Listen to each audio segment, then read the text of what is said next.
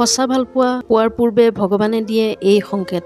জীৱনত আপুনি সঁচা ভালপোৱা লাভ কৰিলে নে নাই, বা আপোনাক যিয়েই ভাল পায় তেওঁ সঁচা অৰ্থত আপোনাক বিচাৰে নে তেওঁৰ কিবা অৰ্থ আছে, এই কথা আপুনি জীৱনত লাভ কৰা কেইটামান সংকেতৰ জৰিয়তে জানিব পাৰিব। ভগৱানক বিশ্বাস কৰে যদি কথাখিনি মন দি শুনি সংকেত কেইটাৰ বিষয়ে জানি লওক। আপুনি যদি আমাৰ চেনেলত নতুনকৈ সংযুক্ত হৈছে তেন্তে আপোনাক আন্তৰিক স্বাগতম জনাইছোঁ। আশা কৰোঁ চেনেলটো আপুনি ছাবস্ক্ৰাইব কৰি বেল আইকনটো ক্লিক কৰি ল'ব।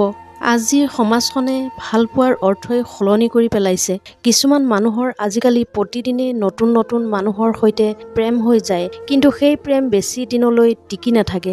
এনেকুৱা বহু মানুহ আপোনাৰ জীৱনলৈ আহিব আৰু যাব।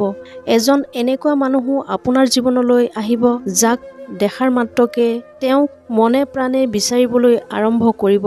আজীৱন তেওঁক পোৱাৰ এটা হেঁপাহ মনৰ মাজত জাগি উঠিব। সঁচা ভালপোৱা সকলোৰে ভাগ্যত নাথাকে, কিন্তু যিজনে সঁচা ভালপোৱা বিচাৰি পায় তেওঁৰ জীৱনত সুখ দুগুণেই বৃদ্ধি পায়। ভালপোৱা এক মিঠা অনুভূতি। ভালপোৱা হৃদয়ৰ পৰা হয়। এই ভালপোৱাত মন আৰু মগজুৰ এখন শীতল যুদ্ধ অনবৰতে চলি থাকে। সেই যুদ্ধত সদায় মনটোৱে জয় হয়। প্ৰেমে মানুহক দয়া, মমতা, মৰম চেনেহেৰে আৱৰি ৰাখে। মানুহে কয় কাৰোবাক ভাল পোৱাৰ পিছত হেনো জীৱনটো সলনি হৈ যায়। প্ৰেম কেৱল এজনে আনজনৰ কাষত থাকিলেই নহয়, দূৰত থাকিলেও প্ৰেম হৈ যায়। কাৰোবাক সঁচা অৰ্থত ভাল পাব পৰা মানুহ এই পৃথিৱীত বহুত কম আছে। প্ৰেম সকলোৱে কৰে। এই প্ৰেমৰ সৰ্বোচ্চ উদাহৰণ হৈছে ৰাধা কৃষ্ণ। ৰাধা কৃষ্ণৰ প্ৰেম গংগা জলধাৰৰ দৰেই নিৰ্মল আৰু পবিত্ৰ। ৰাধা কৃষ্ণৰ পত্নী নাছিল, কিন্তু আপুনি লক্ষ্য কৰিছেনে প্ৰতিটো মঠ মন্দিৰত ভগৱান কৃষ্ণৰ সৈতে ৰাধাৰ আৰাধনা কৰা হয়, কিয়নো ৰাধাৰ প্ৰেম পবিত্ৰ আৰু স্বাৰ্থহীন আছিল। প্ৰেমত কেতিয়াও অহংকাৰী নহ'ব। ভুল হ'লে অলপো সংকোচ নকৰাকৈ স্বীকাৰ কৰিব। প্ৰতিজন মানুহেই নিজৰ জীৱনত সঁচা ভালপোৱা বিচাৰে। সঁচা ভালপোৱাত বিচাৰি পোৱাত ভগৱানেই সহায় কৰে। মনে বিচৰাজনক পোৱাৰ সময়ত ভগৱানে কিছুমান সংকেত দিয়ে। সেই সংকেত যদি আপুনি পায় তেন্তে আপোনাৰ জীৱনলৈ এজন সঁচা মনৰ মানুহ শীঘ্ৰেই আহিব। যদি আপুনি কাৰোবাৰ সৈতে সম্পৰ্কত আছে আৰু যদি সেই সংকেত আগতে পাইছিল বা আগলৈও পায়, তেন্তে আপুনি বুজিব যে তেওঁ সঁচাই আপোনাক ভাল পায়। তেওঁৰ ভালপোৱাত পবিত্ৰতা আছে।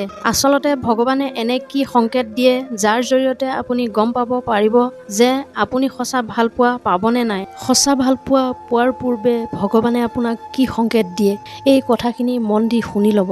যদি আপুনি জুৰীয়া সাপ একেলগে গৈ থকা দেখে বা জুৰীয়া সাপে নাচি থকা দেখে, তেন্তে আপুনি অতি সোনকালে সঁচা ভালপোৱা লাভ কৰিব। সুখেৰে আপোনাৰ ঘৰ ভৰি পৰিব। তেনে দৃশ্য দেখাৰ পিছত যাক আপুনি পাব, যাৰ প্ৰতি আপোনাৰ মনত ফিলিংছ আহিব, তেতিয়া বুজিব যে সেইজন আপোনাৰ জীৱন সংগী, যাৰ বাবে ভগৱানে আপোনাক ইংগিত দিছে। তেওঁক আপোনাৰ মনৰ কথাখিনি ক'বলৈ একদম দেৰি কৰি নাথাকিব। কোৱা হয় আমাৰ জীৱনত বহু ঘটনা আমি দেখা সপোনৰ লগত মিল থাকে। যদি আপুনি সপোনত হাঁহৰ যোৰাই বিচৰণ কৰি থকা দেখে বা ময়ূৰ ময়ূৰীক একেলগে দেখে, সেয়াও সঁচা প্ৰেমক বিচাৰি পোৱাৰ সংকেত বুলি ধৰি ল'ব পাৰে। এই সপোনৰ অৰ্থ হ'ল খুব সোনকালে এজন আপোনাৰ জীৱনলৈ আগমন ঘটিব, যি আপোনাৰ জীৱন সুখময় কৰি তুলিব। সেইজনক বিচাৰি আপুনি কিন্তু হাবাথুৰি খাবলগীয়া নহয়। তেওঁক আপুনি গম নোপোৱাকৈ নিজেই আপোনাৰ জীৱনলৈ আহিব, কিন্তু সেইজনক চিনি পোৱাৰ দায়িত্ব আপোনাৰ। যদি আপুনি দূৰণিলৈ যাত্ৰা কৰি থকাৰ সময়ত কোনো জন্তু বা পক্ষী প্ৰেমালাপ কৰি থকা দেখা পায়, এনেকুৱা ধৰণৰ ঘটনাও এটা সংকেত দিয়ে যে এই যাত্ৰাকালত আপুনি এনে এজন ব্যক্তিক লগ পাব যিজন বহু স্পেচিয়েল হ'ব আপোনাৰ বাবে। যদি আপুনি তেনেকুৱা কোনোবাক লগ পাই যায় আৰু আপোনাৰ মন পচন্দৰ হয়, তেন্তে তেওঁৰ লগত কথা বতৰা আগবাঢ়িবলৈ আপুনি যত্ন কৰিব।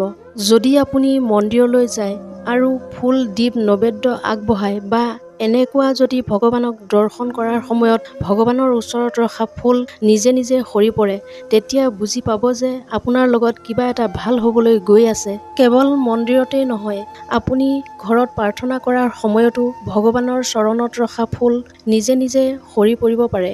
এয়া আপোনাৰ জীৱনলৈ ভগৱানৰ আশীৰ্বাদ আৰু এই সময় আপোনাৰ ভাল লগাজনক প্ৰেমৰ প্ৰস্তাৱ দিয়াৰ সঠিক সময় বুলি ধৰি ল'ব পাৰে। আপোনাক পুনৰ কৈছোঁ, যদি আপুনি ভগৱানক বিশ্বাস কৰে তেন্তে আপুনি এই সংকেত পালে সঁচা ভাল পোৱাৰ দিশে এখোজ আগুৱাব পাৰে। আশা কৰোঁ ভিডিঅ'টো চাই আপুনি ভাল পালে। যদি সঁচাই ভাল লাগিল চেনেলটো ছাবস্ক্ৰাইব কৰি ল'ব বুলি আশা কৰিলোঁ। আশা কৰিম ভগৱানে আপোনাৰ জীৱন সুখেৰে ভৰাই তুলিব। আন এটা ভিডিঅ'ৰ সৈতে পুনৰ লগ পোৱাৰ প্ৰতিশ্ৰুতিৰে আজিলৈ বিদায় লৈছোঁ। ধন্যবাদ।